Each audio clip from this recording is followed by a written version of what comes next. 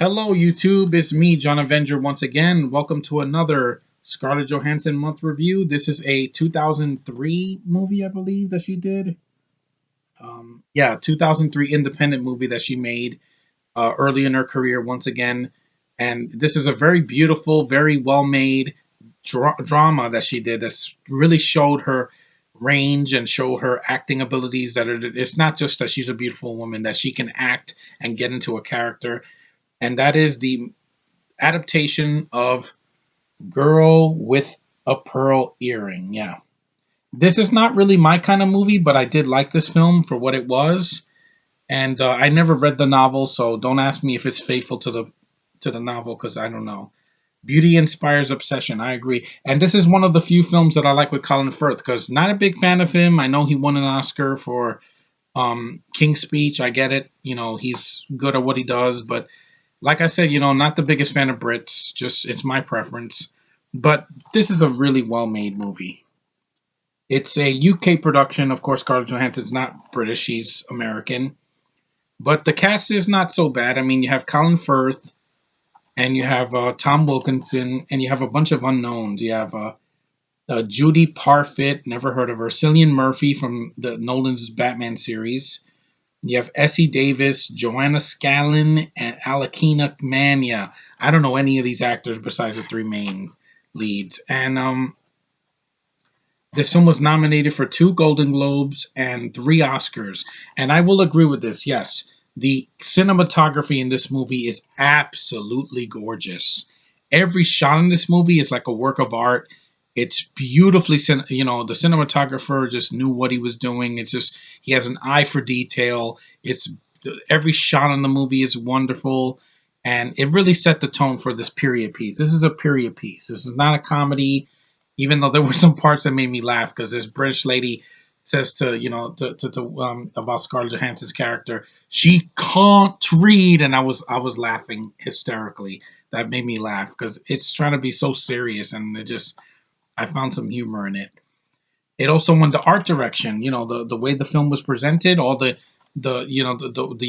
locations and the settings and everything, really well done, and the costume design. Scarlett Johansson's costume and everything, every character's costume in the movie looks just like it came from that period. It's 1665 Holland. And Scarlett Johansson plays a 17-year-old girl named Grit or Grit. I don't know. I don't come from Holland, so excuse me. She's a maid in the house of Johannes Vermeer, where she gradually attracts the master painter's attention. Of course, it's Scarlett freaking Johansson. This movie, she painted her eyebrows to make her look kind of, like they tried to make her homely, but I'm like, I'm sorry, that face is just magnificent. Her face is a work of art. Like I said, it's beautiful, especially when the camera's on her.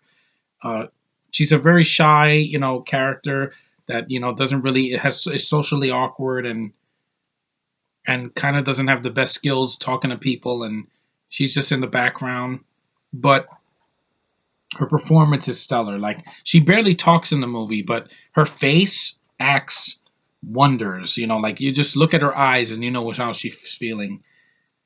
And it says here, yeah, the wealthy and troublemaking Master Van Juven senses the intimacy between the artist and his maid and contrives a commission for Vermeer to paint Grit alone. The result will be one of the greatest paintings ever created. Yes, I've seen the painting of Grit through the internet. I saw images of it, and it's a very beautiful painting.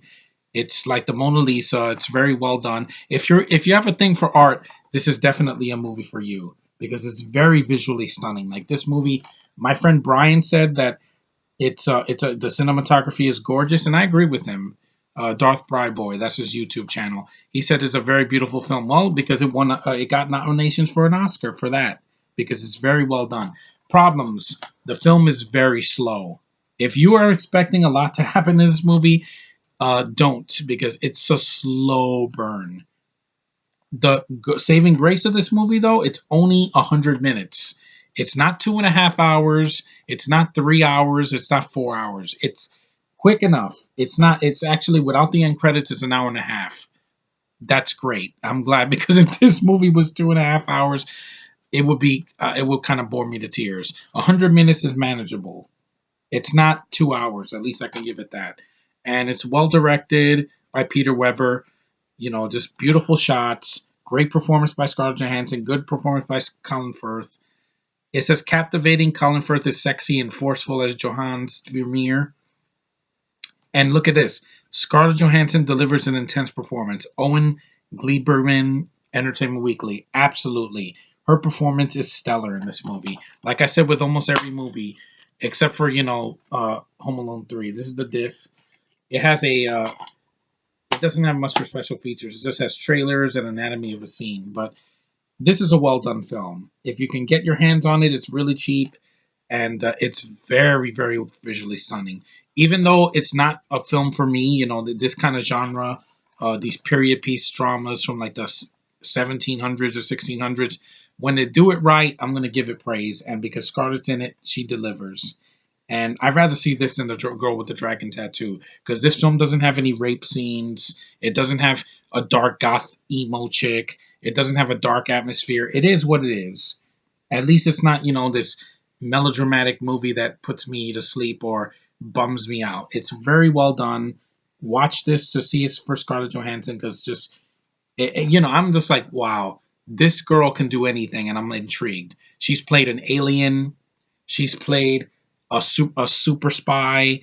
She's played, an angsty teenage girl. She's even played a neo-Nazi, and I'm like, well, that movie sucked the spirit, which I'm gonna get to. The girl can play anything. Like she's an actress. She can deliver, and she knows what quality filmmaking is. Right here, this is proof. Like I said, these naysayers that say she's just a pretty face, she can't act to save her life. Yeah, I know who you are. She can act. See this. See Lost in Translation. They came out in the same year and it's stellar. Stellar, stellar, stellar stuff. And even though the period piece genre is not really for me, when I watch one that works, it works and it works very well. And this movie is a living proof of it. I'd rather watch this than something like Shakespeare in Love or whatever. But anyway, that's Girl with a Pearl Earring. I never read the book, but I think the film is really well done. It is a slow burn, so if you're gonna have to sit through the entire film to see everything. And but it's well done.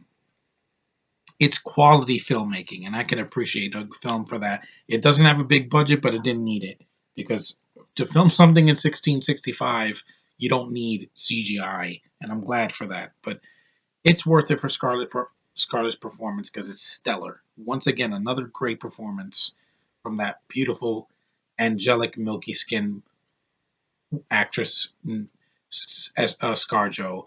Anyway, I know I seem biased, but hey, I love this actress. I will watch almost anything with her, and this movie is a really good example of quality filmmaking done with a really good actress, a good cast, good writing. Slow burn though. The pacing is off, and I'm not gonna defend that, but it's still worth your time.